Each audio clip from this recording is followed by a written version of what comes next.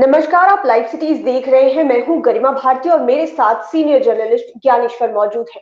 बिहार की बात के इस एपिसोड में एक बार फिर से हम चर्चा करने जा रहे हैं बिहार विधानसभा के उपचुनाव की। उपचुनाव होने वाले हैं 2 सीटों पर। कई दिनों से चर्चा चल रही थी कि राजद आगे जाएगा या फिर से दोनों सीटें जेडीयू के खाते में जाने वाली है। लेकिन जब से लालू यादव की एंट्री हुई है, मुझे नहीं लगता कि ये जो लड़ाई है वो राजद और जेडीयू की रह गई। अब तो वापस वही वाला जो सीन है वो फिर से दोहराने लगा है कि अब लड़ाई लालू बनाम नीतीश की हो गई है, क्योंकि नीतीश कुमार तो जा ही रहे हैं और लालू यादव ने भी कह दिया कि फिजिकली जाकर प्रचार करेंगे। क्या होगा, मतलब कि चुनाव किस तरह, कौन सा मोड़ ले सकता है? देखिए गरिमा जी, आपने बिल्कुल सही कहा कि अब यह लड़ाई जो है वह उपचुनाव सामान्य चुनाव नहीं रह गया है, यह बिल्कुल। विशेष चुनाव रह गया है। और जो तेजस्वी यादव कह रहे थे कि खेला होबे, तो लालू यादव खेला करने के लिए आ गए हैं। और जाहिर तौर पर इसके बाद कुशेश्वर स्थान और तारापुर की लड़ाई जो है वो चाचा भतीजे की लड़ाई नहीं रह गई है, जेडीयू बनाम आरजेडी की लड़ाई नहीं रह गई है, उम्मीदवारों की लड़ाई नहीं रह गई है। यह बड़े भाई और छोटे भाई की लड़ाई हो गई है। लालू यादव बनाम नीतीश कुमार की लड़ाई हो गई है, नीतीश कुमार बनाम लालू यादव की लड़ाई हो गई है। जो नतीजे आएंगे वो अब ये बताएंगे कि जीत किसको मिली, लालू यादव को या नीतीश कुमार को। दोनों ही ने अपने को दांव पर चढ़ा लिया है। और लालू यादव देखिए 2020 का चुनाव प्रचार करने नहीं आए थे, जेल में थे, जुडिशियल कस्टडी में थे। तो लालू यादव को यह लगता है कि यदि मैं बाहर रहता तो तेजस्वी यादव अपने बेटे को मुख्यमंत्री बना दिए होते। तो लालू यादव कोशिश कर रहे हैं और अंतिम कोशिश कर रहे हैं, 2025 में भी कोशिश करेंगे। तो यह लड़ाई जो है बहुत बड़ी लड़ाई हो गई है। लालू यादव जब अब जा रहे हैं क्षेत्र में, नीतीश कुमार ने आज चुनाव प्रचार किया है। देखिए, किसी उपचुनाव में इतने हेलीकॉप्टर उड़ते हुए हमने नहीं देखे हैं। अब तो इतने हेलीकॉप्टर उड़ रहे हैं, बीजेपी वालों की ताकत भी अब देखिए, कल डिप्टी सीएम गए और तमाम नेता जा रहे हैं। तो अब यह लड़ाई जो है बिहार की लड़ाई हो गई है, तारापुर की लड़ाई नहीं है, कुशेश्वर स्थान की लड़ाई नहीं है, बिहार की लड़ाई है। और बड़े भाई और छोटे भाई की लड़ाई है। लालू यादव बड़े कि नीतीश कुमार मुख्यमंत्री बने रहेंगे। देखिए, बने रहेंगे मैं इसलिए कर रहा हूं क्योंकि खेला होने की बात हो रही है। खेला कैसे होगा इस पर भी हम चर्चा करेंगे। बहुत लोगों पर लालू यादव की निगाहें। देखिए, लालू यादव राजनीति तो जानते हैं, मंझे हुए राजनीतिज्ञ हैं। तो कैसे सत्ता हिलाई जाती है इस कला में वे निपुणता हासिल किए हुए हैं। तो यह लड़ाई जो है बहुत ही जबरदस्त लड़ाई होने जा रही है। और अब यह दो उपचुनाव यह बताएगा कि नीतीश कुमार के प्रति लोगों का विश्वास या लालू यादव के प्रति आस्था। यदि लालू यादव हारते हैं तो यह कहा जाएगा कि आए थे, क्या मिला। नीतीश कुमार हारते हैं तो अंदर खाने से भी आवाज उठेगी, बीजेपी वाले भी नहीं चुकेंगे। इसलिए नीतीश कुमार की प्रतिष्ठा भी, क्योंकि नीतीश कुमार का व्यक्तिगत और पार्टी का, जेडीयू का 2020 में परफॉर्मेंस जो है अच्छा नहीं रहा है, इसलिए नीतीश कुमार भी जानते हैं। और आपको हम बता दें, देखिए विस्तार से चर्चा हम बाद में करेंगे। यदि ये नतीजे जेडीयू के खिलाफ गए, आज की तारीख में हम कह रहे हैं संघर्ष बहुत ही कठिन है। क्योंकि तारापुर से जो फीडबैक आ रहा है वहां सब कुछ जो आश्रित है वह वैश्य मतदाताओं पर आश्रित है। देखिए, गोलबंदी अपने अपने पक्ष में, मतलब जेडीयू और आरजेडी के पक्ष में जो उनके आधार वोट हैं। आप कुशवाहा मत देखिए, सेकेंड लार्जेस्ट वोट, और पिछले कई चुनावों से वहां कुशवाहा ही जीतते रहे हैं, चाहे वो मेवालाल चौधरी हो, चाहे उनके पहले शकनी चौधरी हो। तो वो भी जेडीयू के पक्ष में गोलबंद है। हालांकि एक बयान चौंकाने वाला स्पीच आया है शकनी चौधरी, जो तारापुर के पितामह माने जाते हैं राजनीति के, और उनके दोनों बेटे सम्राट चौधरी बीजेपी के मंत्री हैं, बिहार सरकार में मंत्री हैं, उन्होंने डेरा डाल रखा है। और दूसरे जो बड़े बेटे हैं रोहित चौधरी, वे भी राजनीति में अपना अवतरण चाहते हैं। वे चुनाव लड़ना चाहते थे लेकिन गुंजाइश नहीं बनी। तो आखिर में नीतीश कुमार ने और ललन सिंह ने जो ऑपरेशन किया, रोहित चौधरी को अपने पक्ष में कर लिया। तो बड़ा बेटा जेडीयू में रोहित चौधरी और छोटा बेटा बीजेपी में। लेकिन इसके बाद भी देखिए, एक शकुनी चौधरी का एक बयान आया है जो चौंकाने वाला बयान है। जब उनसे संवाददाता ने पूछा, रिपोर्टर ने पूछा कि आप किसके पक्ष में हैं, आप राजीव कुमार सिंह के पक्ष में हैं, जेडीयू के उम्मीदवार के पक्ष में हैं, या आप अरुण साह के पक्ष में हैं, आरजेडी उम्मीदवार के पक्ष में, तो शौकनी चौधरी ने कह दिया कि दोनों मेरे चेले हैं, मैं किसी एक के पक्ष में कैसे खड़ा हो सकता हूं। और उन्होंने इसे एलेबोरेट भी किया। उन्होंने कहा कि देखिए, राजीव कुमार सिंह मुझसे 3 दफे चुनाव हारे हैं, बावजूद इसके इस उपचुनाव की घोषणा के पहले वे मेरे साथ थे, और अरुण साह भी मेरे अपने हैं। इसलिए मेरे 2 चेलों की लड़ाई है, और जो चेला अधिक निपुण होगा, अधिक होशियार होगा, अधिक मजबूत होगा, वो जीतेगा। हम किसी एक के पक्ष में खड़े नहीं हो सकते हैं। तो देखिए, वहां की स्थिति ये है। लेकिन कुशवाहा मत गोलबंद है, और जो एंटी लालू मत है, देखिए बिहार में 2 ही वोट है, लालू के पक्ष में या लालू के खिलाफ में, तो वे मत गोलबंद हो रहे हैं। तो जो तेजस्वी यादव ने एक नया प्रयोग किया, और इस प्रयोग में उन्हें कई विधानसभा क्षेत्रों में सफलता मिली है 2020 में, तो यहां बेस्ट उम्मीदवार, तो देखिए यादव, कहा जा रहा था कि यादव एग्रेसिव नहीं दिखेंगे, लेकिन हमारे रिपोर्टर वसीम खान वहां गए हुए थे, और उनका जो वहां उन्होंने जो देखा है, वहां यादव गोलबंद है, लाठी लेकर गोलबंद है, मुसलमान भी गोलबंद हैं, थोड़े बहुत कह रहे हैं। लेकिन नतीजा क्या होगा चुनाव के दिन, वो रुझान किस तरीके से दिखाएंगे, यह देखने वाली बात होगी। लेकिन गोलबंदी दिख रही है। बात रही वैश्य मतदाताओं की, सब कुछ इन्हीं पर डिपेंड हो गया है, और जेडीयू को भी पता है कि यह लड़ाई जो है इन्हीं पर आश्रित है। इसीलिए वैश्य मतदाताओं के बीच जाति के उपजाति को लेकर, कि कौन कलवार, कौन सूरी, कौन तेली, कौन बनिया, इसकी चर्चाएं शुरू हो गई हैं। और फिर जो अभी जिला परिषद और मुखिया चुनाव के नतीजे आए हैं, कि यादवों ने क्या वैश्य को वोट दिया, या वैश्य ने क्या यादवों को वोट दिया, ये सारे गणित चल रहे हैं। और अभी मैंने वसीम खान से पूछा कि वहां आपने वैश्य मतदाताओं के बीच जाकर जो अध्ययन किया, क्या दिखता है, तो वहां डिवीजन दिखता है अभी। लेकिन ये डिवीजन कितना है और किसके पक्ष में है? वैश्य मतदाता मूल रूप से जेडीयू और बीजेपी के वोटर माने जाते हैं, लेकिन यदि उनमें अधिक डिवीजन दिखा तो देखिए मसला जो है बदल भी सकता है। और लालू यादव देखिए एक करिश्माई नेता है, ग्रासरूट के नेता है, ग्राउंड जीरो के नेता है। अब वे जाकर ये जा रहे हैं क्षेत्र में प्रचार करने, लोगों को पहले लग रहा था कि वर्चुअल, और लालू यादव कौन सा जादू कर देंगे और कौन सा मंत्र फूकेंगे, क्या कहेंगे, और उसके बाद क्या फिजा होगी, यह देखने वाली बात होगी। तो तारापुर में सब कुछ डिपेंडेंट है वैश्य मतदाताओं पर। यदि आप कुशेश्वर स्थान की बात कर लें, तो कुशेश्वर स्थान की लड़ाई भी कांटे की लड़ाई है। और कहा यह जा रहा है कि विकास हुआ कि नहीं हुआ, विकास नहीं हुआ तो क्या दिखाया जा रहा है, विकास हुआ तो क्या तर्क दिए जा रहे हैं। जो विकास के पक्ष में हैं वे कहते हैं कि याद कीजिए 2005 के पहले दरभंगा से कुशेश्वर स्थान आने में कितना वक्त लगता था, और अब याद कीजिए कि दरभंगा से कुशेश्वर स्थान आने में कितना वक्त लग रहा है। तो विकास एक प्रक्रिया है, लेकिन जो वहां भी गोलबंदी है, वो गोलबंदी साफ साफ दिखाई पड़ रही है। और यह लड़ाई सीधे तौर पर अब लालू यादव बनाम नीतीश कुमार की है। अब देखिए विपक्ष जो है वह अपनी ताकत लगाए है, और सत्ता पक्ष। अब कहने को यह भी कहा जा रहा है कि लालू यादव 2010 में अकेले विधानसभा चुनाव लड़े थे, नतीजे क्या हुए थे? 2015 में जब वे नीतीश कुमार के साथ लड़े तो सत्ता मिली, ठीक है। 2020 में जब तेजस्वी यादव ने महागठबंधन बनाया और नीतीश कुमार साथ नहीं रहे तो सत्ता से दूर हो गए। लालू यादव कहते हैं कि नहीं, सत्ता से दूर किया गया। कल मैं मनोज कुमार झा का एक इंटरव्यू देख रहा था, अपने ही रिपोर्टर आलोक ने लिया, कि उनका कहना था कि जनादेश से नहीं, शासनादेश से सत्ता से दूर किया गया तेजस्वी यादव को। तो ये लड़ाई जो है अब बहुत भीषण लड़ाई हो गई है। और इस लड़ाई, ये जो जब 2 नवंबर को नतीजे आएंगे, तो ये जो दोनों घटक दल है ना, इनका भी मूड देखने वाला होगा, विशेषकर जीतन राम मांझी का। इस पर हम चर्चा करेंगे।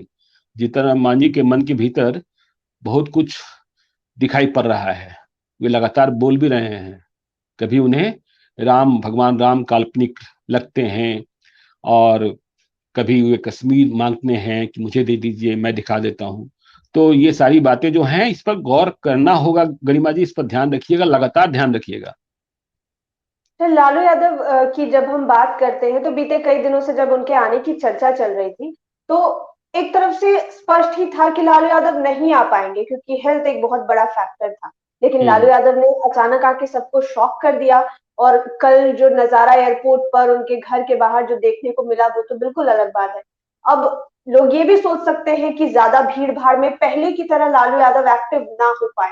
तो आपने पहले भी लालू यादव को वॉच किया है, आपको क्या लगता है कि लालू यादव उस जिद के साथ फिर से मैदान में उतर जाएंगे, फिर बच्चों को खिलाएंगे, फिर सबको बांध के खाएंगे? ऐसा कुछ देखने को मिलने वाला है अभी? नहीं, देखिए उतनी फिजिकल एक्टिविटी तो संभव नहीं है। लालू जी बीमार हैं, किडनी जी। की स्थिति आपको पता है, डायबिटीज भी हैं, डायबिटिक हैं। और आपको पता है कि डॉक्टरों ने उन्हें कहा भी था कि 24 घंटे में 1 लीटर से ज्यादा पानी नहीं पीना है, और शरीर से भी कमजोर दिखाई पड़ते हैं। लेकिन जी। लालू के प्रति जो उनके आधारभूत हैं, लालू रुलाना और हंसाना दोनों जानते हैं।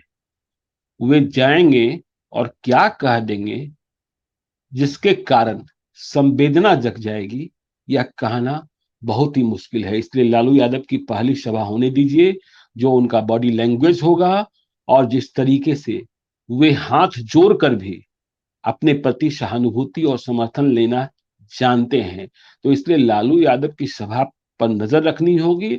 और लालू यादव ये समझकर ही आए हैं कि देखिए, जो खेला की बात हो रही है कि फाइनल खेला तेजस्वी यादव से संभव नहीं है, क्योंकि फाइनल खेला में जिधर बॉलिंग करनी है और जिधर के बैट्समैन लेने हैं, वो तेजस्वी से सीनियर हैं, लेकिन लालू यादव से जूनियर हैं या लालू यादव के साथ हैं। तो लालू यादव को पता है कि कैसे और किस स्तर पर। देखिए, अब एक विधायक हैं, एक घटक दल के, उनकी विश लिस्ट में 3 चीजें हैं: वैशाली लोकसभा क्षेत्र से टिकट, खुद मंत्री, मोतिहारी से उनकी पत्नी को एमएलसी का टिकट। वो जानते हैं कि एनडीए में नहीं मिल सकता है, उनकी पत्नी पहले एक बार एमएलसी रह चुकी हैं, अभी बीजेपी काबिज है। तो ऐसे तमाम लोग हैं। एक घटक दल के एक विधायक जो हैं अस्पताल में हैं, तो लालू यादव इस गणित को भी जोड़ रहे हैं, उनकी स्थिति भी ठीक नहीं चल रही है। फिर उन्हें यह भी पता है कि जीतन राम मांझी के जो बेटे हैं, उनके बिहार विधान परिषद का कार्यकाल कब खत्म होने वाला है, और वह कार्यकाल जो होगा, जब खत्म होगा, तो जेडीयू के पास एमएलसी बनाने के लिए कितने विधायक हैं और कितनी सीटें हैं। आपको पता है कि संतोष मांझी को लालू यादव ने ही एमएलसी बनाया था उनकी पार्टी के सिंबल पर, जब जीतन राम मांझी महागठबंधन में आए थे। तो ये तमाम बातें हैं जिस पर ध्यान आपको रखना है, हमें रखना है। और कांग्रेस की बात आप नहीं करेंगे क्या? बिल्कुल। कांग्रेस की बात। वही पूछने वाली थी कि जेडीयू और आरजेडी की तो बात हो गई कि लड़ाई अब लालू और नीतीश की हो गई है, बिल्कुल पहले की तरह घमासान देखने को मिलेगा। लेकिन कई फैक्टर्स काम कर रहे हैं जो कांग्रेस के रूप में है। चिराग पासवान की पार्टी है, इन लोगों का क्या होगा? मतलब दिखाई देंगे या नहीं देंगे लालू यादव के सामने? आपको क्या लग रहा है? देखिए, अब लड़ाई जब लालू यादव बनाम नीतीश कुमार की हो गई है, तो तीसरा चौथा कहां दिखेगा कह नहीं सकते हैं।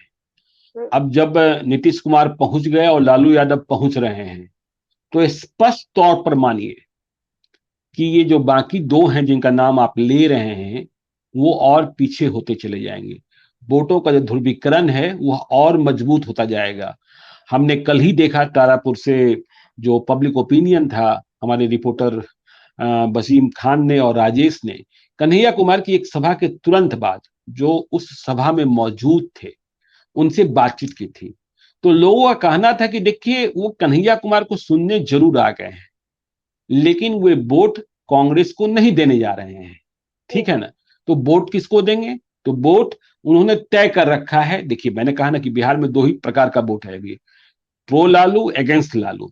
तो उनकी मानसिकता तैयार है। तो अब लालू यादव जब मैदान में आएंगे, नीतीश कुमार आ चुके, तो अब तीसरा और चौथा। देखिए, चिराग पासवान के बारे में आप समझ लीजिए, चिराग पासवान के लिए इतनी बड़ी चुनौती है। यदि हम सच कहें तो देखिए, तारापुर से फीडबैक ये आ रहा है कि चिराग पासवान की जो उम्मीदवार हैं, वे दिखते ही नहीं हैं। जनसंपर्क भी बहुत ही कम कर रहे हैं। चिराग पासवान ने सत्तू जरूर खाया, और चिराग पासवान के लिए यह तारापुर और भी महत्वपूर्ण है क्योंकि यह विधानसभा क्षेत्र जमुई लोकसभा क्षेत्र के अधीन है। तो जो हमारे रिपोर्टर हैं और जो हमारा फीडबैक है ग्राउंड जीरो से, यह बात लगातार सुनने में आ रही है कि चिराग थे तो दिखे थे, लेकिन चिराग नहीं रहते हैं तो जो उनके उम्मीदवार हैं, जाति से राजपूत हैं, कि जब उन्हें कोई फोन करता है तो वो कहते हैं जनसंपर्क में है, लेकिन जनसंपर्क में वे दिख कहाँ रहे हैं, यह एक बड़ा सवाल है। और जिन लोगों के भरोसे हुए चुनाव लड़ रहे हैं वो जेडीयू की ओर दिख रहे हैं, तो यह एक बड़ा सवाल है। अब देखिए कुशेश्वर स्थान की बात कर लीजिए। कुशेश्वर स्थान देखिए, वहां जो उम्मीदवार हैं वो जेडीयू के, वो पासवान है। अब लालू यादव के जो उम्मीदवार हैं वो मांझी हैं, और सबसे अधिक मत पासवान का है। देखिए पशुपति कुमार पारस के कारण कोई वोट बैंक बढ़ेगा घटेगा इस पर हम नहीं जाते हैं, लेकिन कुशेश्वर स्थान में एलजेपी को मिलने वाले मत से यह पता चलेगा कि कितने पासवान, दूसरी जातियों की बात छोड़ दीजिए, कितने पासवान रामविलास पासवान के बाद चिराग पासवान के साथ रह गए। और चिराग पासवान, उनके आधार वोट से कितने लोग उनके पास अभी तक? देखिए, हाँ देखिए, आपकी ताकत तब दिखाई पड़ेगी आप चुनाव जीते ना जीते, लेकिन आपको जो मत मिला उस मत से जीत और हार, जो पहले नंबर पर रहा और जो दूसरे नंबर पर रहा, उनकी सेहत पर क्या असर पड़ा। तो इसलिए चिराग पासवान के लिए लिटमस टेस्ट है। और रामविलास पासवान के बाद 2020 का चुनाव हुआ। 2020 के बाद का चुनाव जो था वो आपने देखा था कि चिराग पासवान को लेकर बहुत तरीके के कंफ्यूजन थे। वे भगवान राम कह रहे थे, नरेंद्र मोदी को अपने को हनुमान कह रहे थे, और बीजेपी से जिन्हें टिकट नहीं मिल रहा था वे लोजपा में चले आ रहे थे, और यह भी कहा जा रहा था कि लोजपा के पीछे भाजपा की शक्ति है, और कहीं कहीं यह बात दिखाई भी पड़ रही थी। लेकिन वो कंफ्यूजन अब नहीं है। इसलिए चिराग पासवान की परीक्षा होनी है तारापुर में, यह उनका लोकसभा क्षेत्र का विधानसभा क्षेत्र है। और कुशेश्वर स्थान में इसलिए कि वहां रिजर्व सीट है और सबसे अधिक मतदाता पासवान का, और पासवान के कितने वोट इनको आते हैं। इसलिए देखिए लड़ाई तो दोनों जगह अब सीधी लड़ाई होगी। लालू यादव जैसे ही मैदान में आएंगे यह लड़ाई इतनी नुकीली हो जाएगी कि आप कह नहीं सकते हैं। हाँ देखिए, यह बात हम फिर से कहें कि तारापुर में अब भी एक फीडबैक है कि जेडीयू के उम्मीदवार ने और जेडीयू ने थैली खोल रखा है, और जो आरजेडी के उम्मीदवार है अरुण शाह, वो अब भी मक्खी चूस नहीं, मक्खी चूस से थोड़ा आगे बढ़े हैं लेकिन कंजूस बने हुए हैं। तो जब 28 तारीख को चुनाव प्रचार खत्म होगा, इसके बाद बूथ मैनेजमेंट, बूथ पर किसका जोर चलता है, क्योंकि नीतीश कुमार और जदयू के तमाम लोगों को पता है कि जब रिजल्ट नकारात्मक होंगे तो सरकार की सेहत पर असर होगा, और लालू यादव इसका ढिंढोरा कैसे पीटेंगे। और जब रिजल्ट सकारात्मक होंगे तो जेडीयू वाले क्या कहेंगे कि लालू यादव आए ना, क्या मिला। तो यह लड़ाई लालू बनाम नीतीश की हो गई है, और इस लड़ाई पर पूरे बिहार की नजर है गरिमा जी। पूरे बिहार की मत कहिए, पूरे देश की नजर है, क्योंकि पहली बार लालू यादव 2015 के बाद 2020 के विधानसभा चुनाव में रण क्षेत्र में दिखाई पड़ रहे हैं। नीतीश कुमार के सामने 2020 2021 में दिखाई पड़े, 2020 में तो दिखे नहीं थे। तो देखना होगा कि क्या इसके दूरगामी परिणाम होते हैं।